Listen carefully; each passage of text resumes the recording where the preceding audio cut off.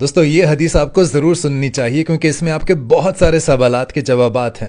ایک دیہاتی شخص آپ صلی اللہ علیہ وآلہ وسلم کی خدمت میں حاضر ہوا اور عرض کرنے لگا، یا رسول اللہ صلی اللہ علیہ وآلہ وسلم، اگر آپ اجازت دیں تو میرے پاس چند سوالات ہیں جو میں ایک ایک کر کے آپ کے سامنے عرض کرنا چاہتا ہوں۔ اجازت ملنے پر اس دیہاتی شخص نے پہلا سوال آپ صلی اللہ علیہ وسلم سے پوچھا، یا رسول اللہ مجھے بتائیے اگر میں رزق کی کشادگی چاہوں تو مجھے کیا کرنا چاہیے؟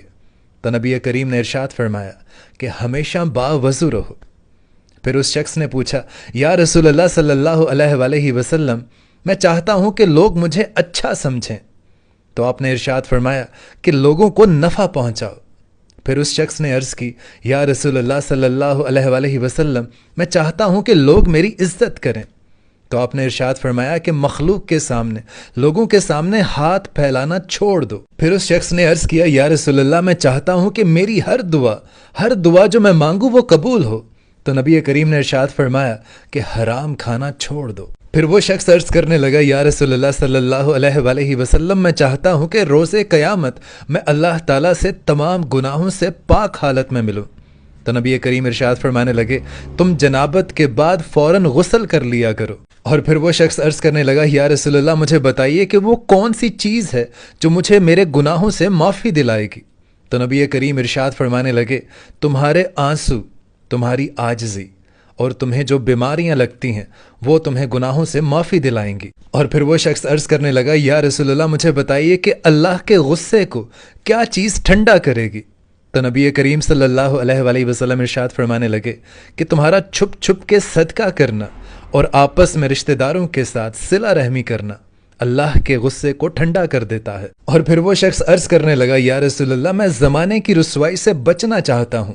تو نبی کریم صلی اللہ علیہ وسلم نے ارشاد فرمایا، اے شخص اگر تم زمانے کی رسوائی سے بچنا چاہتے ہو تو زنا کے قریب بھی مت جانا۔ اور پھر اس دیہاتی شخص نے پوچھا، یا رسول اللہ میں چاہتا ہوں کہ اللہ تعالیٰ مجھ پر رحم کرے۔ تو نبی کریم صلی اللہ علیہ وسلم نے ارشاد فرمایا کہ اگر تم چاہتے ہو کہ اللہ تم پر رحم کرے تو تم اللہ کی مخلوق پر رحم کرو۔ پھر وہ شخص عرض کرنے لگا، یا رسول اللہ میں چاہتا ہوں کہ اللہ تعالیٰ قیامت کے دن میری پردہ پوشی کرے۔ تو نبی کریم صلی اللہ علیہ وسلم نے ارشاد فرمایا کہ اے شخص اگر تم چاہتے ہو کہ اللہ تعالیٰ قیامت کے روز تمہارے گناہوں پر پردہ ڈال دیں، پردہ پوشی کریں، تو تم دنیا میں لوگوں کی پردہ پوشی کرو۔ اور پھر آخری سوال اس دیہاتی نے پوچھا، یا رسول اللہ میں چاہتا ہوں کہ میں آپ کی بارگاہ میں اور اللہ کی بارگاہ میں محبوب بن جاؤں۔ تو نبی کریم صلی اللہ علیہ وآلہ وسلم ارشاد فرمانے لگے کہ اے شخص اگر تم بارگاہ میں مقبول ہونا چاہتے ہو، محبوب ہونا چاہتے ہو تو نیک لوگوں میں اٹھو اور بیٹھو۔ سبحان اللہ۔ دوستو اس حدیث پاک میں تقریباً تمام زندگی کے وہ پہلو ہیں جن پر ہمیں غور و فکر کرنا چاہیے۔ زیادہ سے زیادہ شیئر کیجیے گا۔ جزاک اللہ۔